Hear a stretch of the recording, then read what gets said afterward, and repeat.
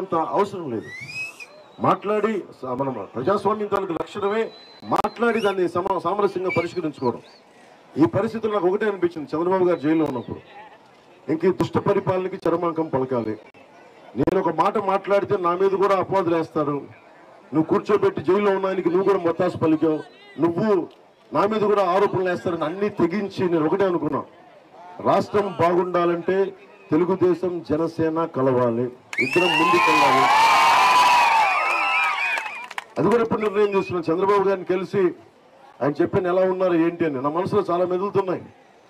పొత్తు చెప్పాలా వద్దా, అసలు వెళ్ళాలా వద్దా, వెళ్తే ఏమవుతుంది, చెప్పకపోతే ఏమవుతుంది, చెప్తే నా జనసేన పార్టీలో ఉండే నాయకులు ఏమంటారు, మద్దతుదారులు ఏమంటారు, అరే మనకు అవకాశం ఉంది కదా నువ్వు అనవసరంగా కూర్చొని పొత్తు పెట్టుకొని నువ్వు ఇలా చేసేవేంటని అంటారు.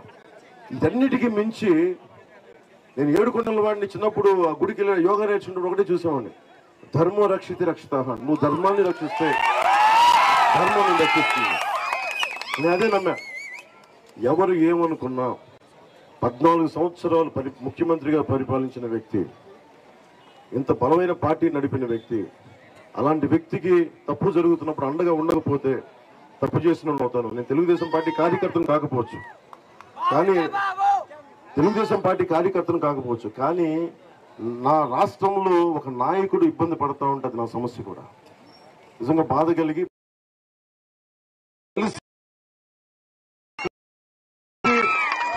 వెళ్ళే లోపు ఆలోచించారు మద్దతు ప్రకటించాలా లేదా, లేదంటే తెలివిగా వెళ్ళిపోయి ఆయన త్వరగా బయటికి రావాలని కోరుకుంటానా, తెలివి వాడాలా హృదయం వాడాలా, ఇదే ఆలోచించడం సేపు లేదు. నేను మనసు వాడతాను, నా గుండెలో గురించి మాట్లాడతాను. ఆ రోజు చెప్పాను 2021లో చెప్పా, వైసీపీ వ్యతిరేక ఓటు చీలనివ్వను. ఆయన జైల్లో ఉన్నప్పుడు చెప్పాను నేను మీకు అండగా నిలబడతాను, మనందరం కలిసి ముందుకు వెళ్తున్నామని. అదే చేశాను. నేను ఎన్డీఏ కుటుంబంలో ఉన్నాను, మొదటి భాగస్వామి నేను, తెలుగుదేశం పార్టీ లేదు. నేను ఢిల్లీలో నాయకుల్ని కన్విన్స్ చేసి దేనికి కన్విన్స్ చేయాల్సి వచ్చింది, కేంద్రం సహకారం లేకపోతే కొన్ని పనులు మనం చేసుకోలేము. మన నీటి ప్రాజెక్టులు ఆగిపోయినాయి, వాళ్ళు కూర్చోబెట్టి రివర్స్ టెండరింగ్ అని చెప్పి రకరకాల పిచ్చి పనులు చేశాడు జగన్. ఇవన్నీ మనం తిరిగి స్టార్ట్ చేసుకోవాలంటే కేంద్ర సహకారం లేకపోతే ఏ పనులు అవ్వం. నరేంద్ర మోదీ గారికి నేను వివరించాను, అమిత్ షా గారికి వివరించాను, నడ్డా గారికి, జాతీయ స్థాయి నాయకులందరికీ వివరించి మీరు రావాలి, మీరు మీ బ్లెస్సింగ్స్ కావాలి, మీ ఆశీర్వాదం కావాలి, కలిసి వెళ్తామంటే అందరూ వచ్చి మనస్ఫూర్తిగా ఈ రోజున అండగా నిలబడ్డారు. ఈ రోజున మనం చాలా బలంగా తీసుకెళ్దాం. మన కూటమి మీ దృష్టికి తీసుకొస్తున్నాం.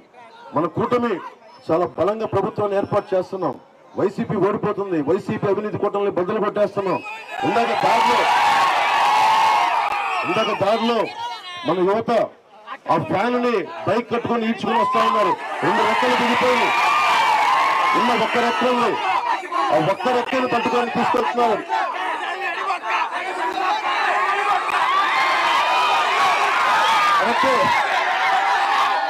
అరటి పళ్ళు తొక్కేది పండు లేదు లోపల